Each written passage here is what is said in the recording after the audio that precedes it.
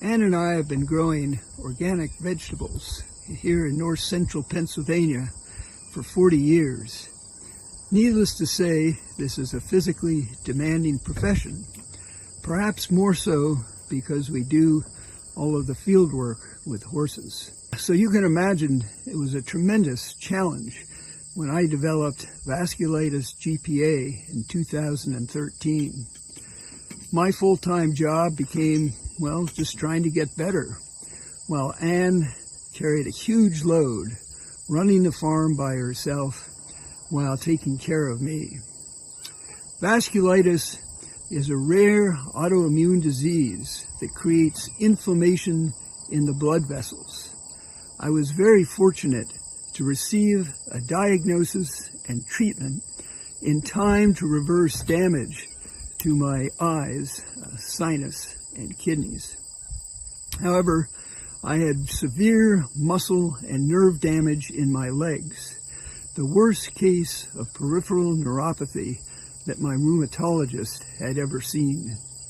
Thanks to lots of physical therapy, exercise, and determination to get back to work, I learned how to walk again. And within the course of a year, I was able to get rid of the crutches and leg braces. And slowly but surely, I was able to return to farm work. So here, approaching my 8th anniversary of living with vasculitis, I want to give a big thank you to all of the healthcare providers and family and friends, employees, as well as widespread prayer support for making this possible. I also want to express my appreciation to the Vasculitis Foundation. Membership materials that I received gave me a much better understanding of my disease. It was very helpful to be able to give this information to the healthcare providers that didn't know anything about my disease. Now, having gotten this phone a couple of years ago, I've been able to take advantage of the online programming that the Vasculitis Foundation provides. I feel I have just scratched the surface. So far, I've been able to catch up on all of the recordings of the national and international conferences, as well as the Vasculitis Visionaries podcast, the Road to Wellness webinar, and the amazing videos that about the vasculitis patient heroes.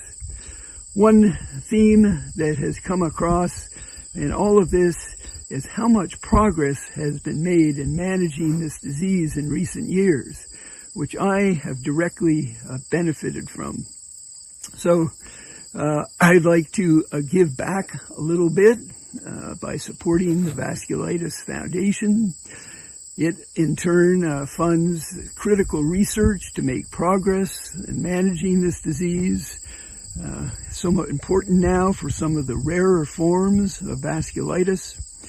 And it also supports young doctors that plan to specialize in vasculitis, as well as establishing vasculitis centers across the country. So I've tried to give back also by participating in research such as the vasculitis study in the National Institutes of Health, as well as joining the Vasculitis Patient-Powered Research Network.